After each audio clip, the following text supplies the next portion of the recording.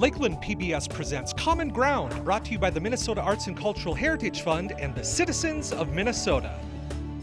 Production funding of Common Ground is made possible in part by First National Bank Bemidji, continuing their second century of service to the community. Member FDIC.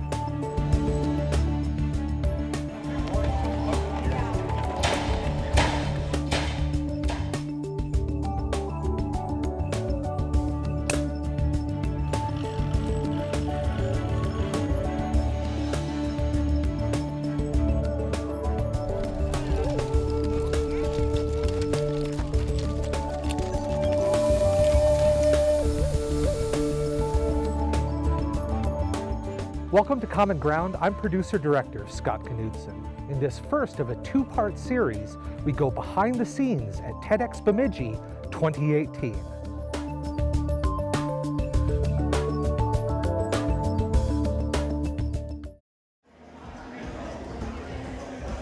What went into the event prep was no to little sleep, but the exhilaration and the euphoria of knowing that the event was getting closer and closer and closer helped us pull things together. It was a coming together of the team. Everybody was doing their parts. It was pulling in the vendors. It was setting the spaces up. It was getting the stage ready. It was getting the green room and the backstage area ready for our speakers.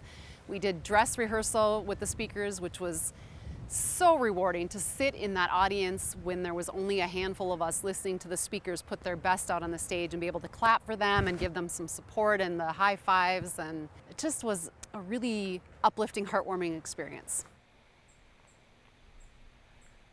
My name is Samantha Nienow, and I'm the co-organizer of TEDx Bemidji. TEDx Bemidji is a lot of things. It's an event, but it's also a process. So it's an event where we get to come together as a community to listen to ideas worth spreading. And the speakers on the stage are local speakers who have ideas to share. It's also a process in that this took about a year to put together, and a whole team was behind the scenes thinking about what is the event going to look like, who are we going to have to speak in terms of curation, how are we going to go about finding those speakers with open mic nights and interacting with our local community on ideas. Since this was our second event, we already had an established team of people from our local community who were interested in participating and helping to lead the second event. Tammy Schotzko is amazing. She is one of the most organized people that I know, and as my co-coordinator for TEDx Bemidji, she was one of the people that I could lean on when I needed help most, or when I wasn't sure about a particular decision or was stuck. I leaned on Tammy to help figure things out, and we got to work together, do a lot of problem solving. She's just an amazing positive force. Thank you, Levon. I am Tammy Schotzko. I'm a certified professional organizer. I own a company called We Love Messes. Organizing is definitely my jam. My part in bringing TEDx Bemidji to Bemidji was co-organizing with Sam, and that meant filling out the application, getting sponsorships to have the event, and also attending TED Fest in New York City so that we could get the license to have a TEDx Bemidji, because TED just doesn't let you just have an event. You have to have a license. So TEDx stands for the independently organized local community branch of TED Talks. I feel like TEDx Bemidji was so much more than that, in that we brought together our local community, we brought together our speakers, we brought together people in the audience, and pulling them together into one location for an afternoon of deep conversations, talking points, hopefully the starting point for so much more than what happened just in that afternoon. So as co-organizer, Sam and I kind of shared the leadership roles. Her expertise is in clearly speaker presentation, getting the meat of the event happening. I excel in event planning, so I did everything from like the beginning of the ticket sales up through the event, the intermission, the food, the after party, and then like the volunteer organization and stuff. And when I say it was really a team effort, but that was kind of like I headed that. And then Sam and I had equal roles and equal weight, and were able to excel in our different areas. John Andringa was the video production master behind the scenes, and he was part of the Lakeland team that were also masterful in creating the shots for TEDx Bemidji. John Andringa, formerly of Lakeland Public Television, was our tech and sound guy. I'm sorry, I don't know his exact role, but I can tell you that he was amazing. But John Andringa, he is such a community-minded person. He wanted to be part of a team that did something amazing for our community. So often, Bemidji gets passed over for different things because we're a small community in northern Minnesota. Who even thinks about Bemidji? But Bemidji has some cool things going on. And it was really fun to work with John to highlight the talents in our community that we could highlight and capturing them on digital video and really helping us capture the spirit of the event. What was neat about John too is that even in our weekly meetings, John was always the calm master of Zen. He would always bring such a calm demeanor and positive attitude to whatever we were trying to figure out. John was that rock of just being so supportive and encouraging to the rest of the team. I'm John Andringa. I work at Lakeland PBS. I got involved in TEDx as a videographer, so Sam and the rest of the crew approached Lakeland PBS about providing video for that first event, and I kind of showed up and took some initiative to really look at the layout of the Chief Theater and how video was going to work in that space and what we could provide. And they kind of invited me in to be more than just the videographer. Like, it really became not really a second job, but like a really kind of a pet project here at the station for me. Jane Haystag was also part of the TEDx Bemidji team. She had really two big roles. She was part of the social media team with Karen Harrison and Lavon Dennison, but she was also part of figuring out the ticketing strategy. Because the goal of TEDx events is to have an inclusive audience, Jane helped to think through how are we going to get different sectors of the community all in the same room together? How can we get students, artists, musicians, professors, business folks, nonprofit leaders, retirees, really different aspects of our community, how can we get those folks in the room? And that way it allowed the tickets to be available from whatever background you have.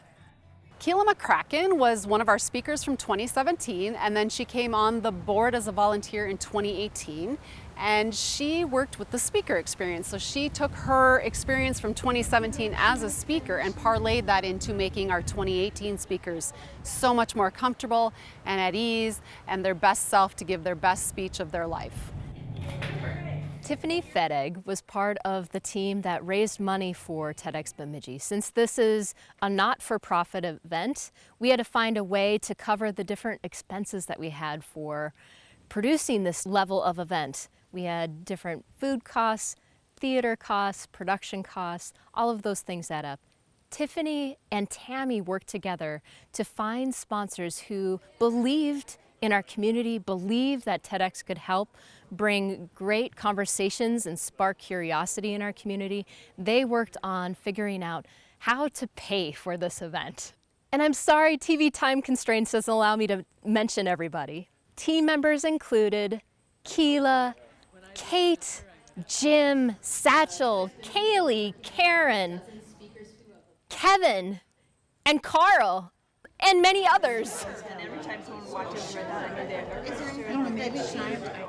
I was also part of the lead organizing team, and my co-organizer, Tammy Schotzko, and I really worked together to figure out what are the things that we want to accomplish as a team together. What does this really look like? And it meant coordinating meetings pretty much every week to check in as a team if all the different aspects of the event were being built and created.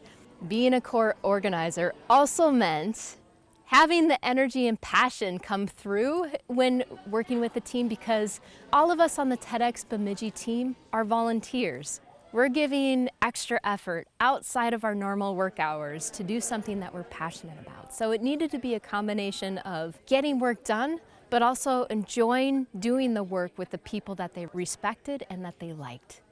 Every TEDx has a theme. It's one of the application requirements to apply for a license to get an official TEDx event. Before we could even apply to have a TEDx Bemidji event, we had to think about a theme and have it make sense to help capture the spirit and the goals that we were hoping to accomplish as a team.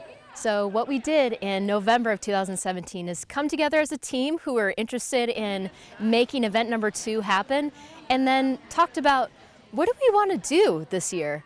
What are the themes that we want to explore? What kind of speakers do we want to have this year? What do we want to do differently as an experience for the community? As a team, we had to take a step back in thinking about, what does our community really need to hear, really need to showcase, and what's going on in our region that we could really highlight for our TEDx event. That's what the theme is for.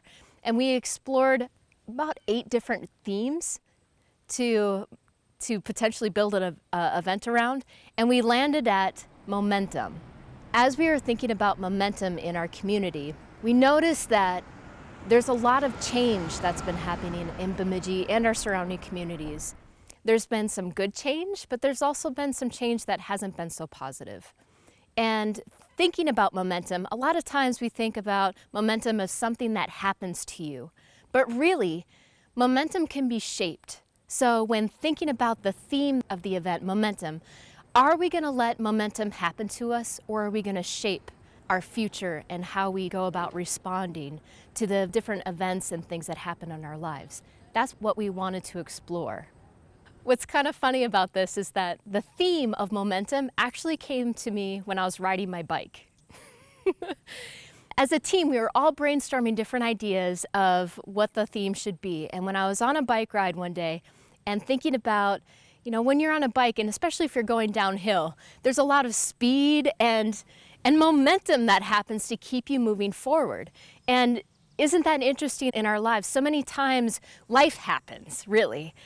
And there's so many things that seem like there isn't control over, but really we do have some control over shaping what that future looks like. We can hit the brakes on things that we don't like, or we can change course on things that are not working, just like riding a bike. So what momentum means to me, being aware of the forces that we don't have control over, but also being mindful of the things that we can shape and can influence. For TEDx Bemidji to find speakers, we had an application process. We did a couple open mic nights where speakers could come and do what we called their pitch. They could get up on the stage, and I think it was a 2 or a 3 minute pitch of their idea and what they're passionate about. And we gauged how the audience responded. We had a panel of people watching the pitches and kind of evaluating them on whether it fit the theme we were looking for and our needs. In my opinion, the open mic night did 2 things. It not only gave the opportunity for the community to see another example of what TEDx Bemidji could be, because I think there was a huge, and still is a huge, learning curve to what is TEDx. Like, people don't know what it is. So the open mic nights gave us an opportunity to do it on a smaller scale for free, and it gave an opportunity for someone, even if they weren't practiced or didn't know they wanted to do it, to get there that night and go, I'm gonna get up there and talk for 2 or 3 minutes about something I'm passionate about. And there was really some raw passion that came through on some of those that was so fun to see and so enlightening. And I feel like I learned so much about things that exist in our community that I never knew were here before. I like these bonus talks. One of the ways that I got to help on the TEDx Bemidji team is to be on the curation team. We got to look over applications from speakers as a team, then figure out which speakers would be a good fit for this year's event based on the theme, and then really have that responsibility of knowing that this is the topic that we're bringing forth to the community. So as part of the curation team, identifying the speakers that would speak at the event. To make a good speaker, I think you need passion and practice. Speaking is so hard, and our speakers did such fantastic jobs. They had Sam to mentor them through the process. That was amazing! And she is utterly amazing. But the speakers that had the most passion are the ones that shone through with their message, in my opinion. We welcome Eric Carlson in his talk on the democratizing force of new creative technologies in education.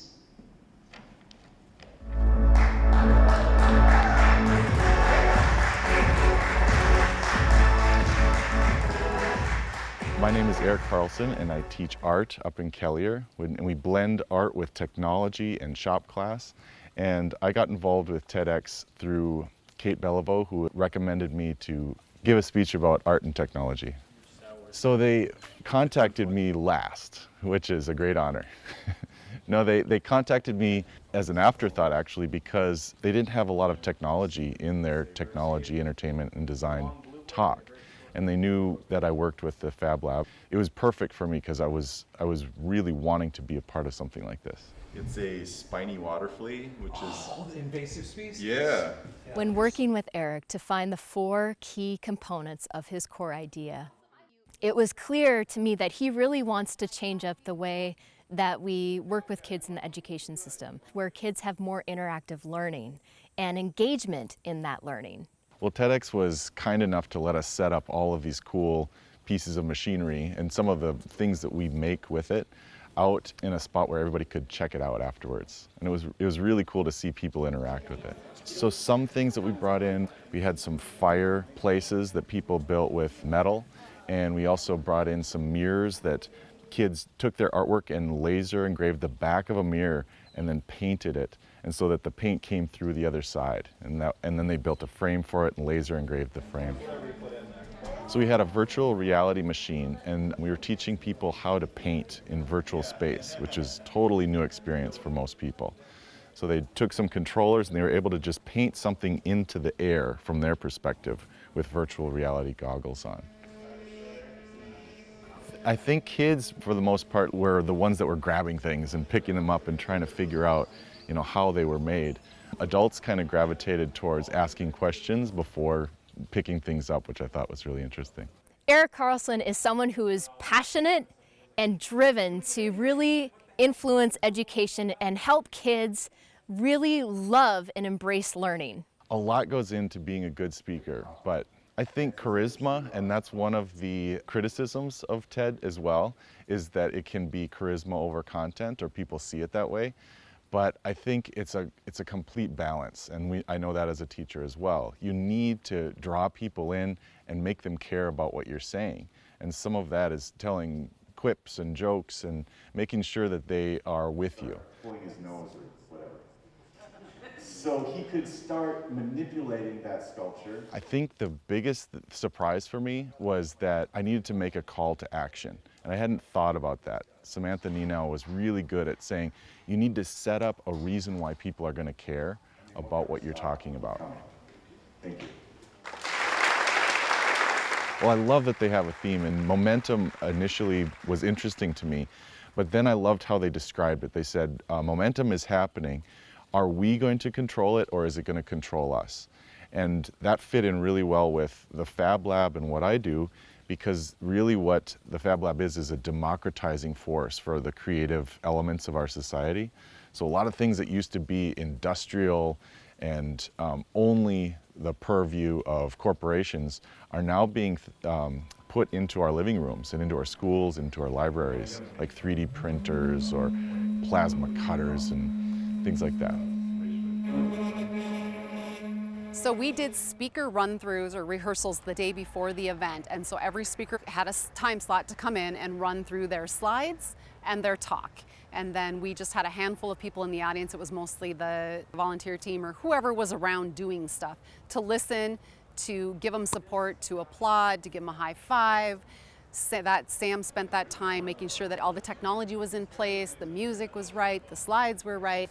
And it also gave them an opportunity to see the red dot on the stage, to stand there, to get a feel for the space, and get them comfortable with it too. One of the biggest symbols of TEDx is having that red dot on stage. It's just a red dot on stage, but what it symbolizes is this space where ideas are listened to, and that there's space around having that idea at least considered. Rehearsal the day before for TEDx was really important for me. I remember coming in and being a little bit rushed, but the most important thing was that they have a screen that shows you your PowerPoint in front of you, which was the only time I was able to actually use that before the actual performance, and that was very necessary because I could see the words that were in front of me and a little snapshot of the picture that was behind me.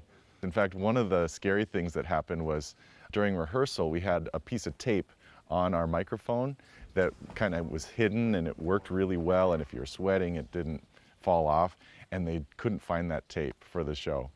And so they had just some Scotch tape and it was just falling off of us, but they managed to make it work really well. One of the things that we learned from event number 1 is that backstage was an area where speakers had to hang out a long time before they presented. And it was an area that we realized we had to create a space for calm and preparation. At the 2018 TEDx Bemidji event, we did something special for the speakers. In that small space, we really tried to give a quiet Zen feel for the speaker that was on deck. It was complete with Christmas lights and positive affirmations written in marker on a flip chart. But they had a space where they could be away from the other speakers, be away from the organizers, be away from everything until they had to step onto that stage. Performing in the historic Chief Theater was amazing. It was so great to be able to go to a place that I grew up watching performers come into Bemidji and to be a part of that myself. When I think of performing, I think of performing on the Chief Theater stage, which is awesome. I want to make it there. Because there's all these little pixels and they have. When you walk in there, you just feel the vibration of history in there, and I feel like it was such a good place in Bemidji to have an event like this where it pulls the community together. Clearly it's been part of our community for a very long time. We had the event at the Chief Theater, home of Paul Bunyan Playhouse. For the 2018 TEDx Bemidji event, we got to use downtown Bemidji as our campus.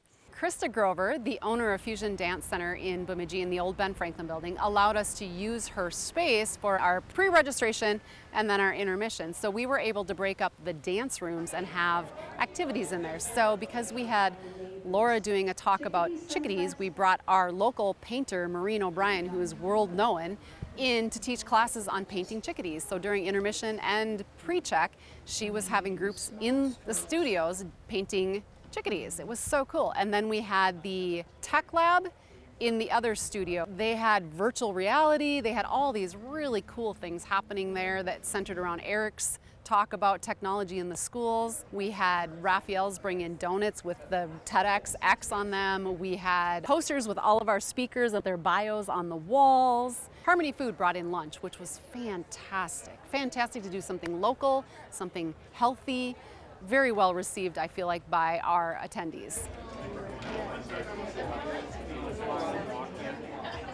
Event Day is so exciting. We get to see not only all the pieces come together with the speakers doing their thing on stage and standing on the red dot, but we get to hear audiences respond to what's being presented. It's so special when we're backstage, being able to hear the gasps, the laughter, the sighs. When people were presenting on stage, when a speaker was presenting on stage, you could hear the audience reacting. And to have that engagement, that conversation that the audience is presenting in their feedback with their body language and how they're responding is so magical. Event Day was exhausting but exhilarating and a blur. I literally wrote down it was a blur. I don't remember a lot. I remember running a lot. I think I was dressed up, and at one point, because things weren't quite in place in the time we had allotted, I had a tool belt on with my dress, which whatever works, we got her done. What I also love about Event Day is it's an opportunity to see people experience new things. Not only are they hearing things from the stage, but they got to experience things at the Bemidji Fusion event location. They got to experience the 3D painting at the Fab Lab. They got to paint with Maureen O'Brien. They got to eat great food together. And they got to spark new conversations on topics they may have not thought about until hearing it from the TEDx stage. But everything went off really well, and even though there were some hiccups behind the scenes, I don't think the audience really knew that, and that was the beauty of it, is that we wanted the audience and the speakers to have an incredible experience, and the feedback I heard during intermission was that they were amazed by it. Thank you so much for watching. Join us again next week for part 2 on Common Ground. If you have an idea for Common Ground in North Central Minnesota, email us at legacy@lptv.org or call 218-333-3014. To watch Common Ground online, visit lptv.org and click Local Shows.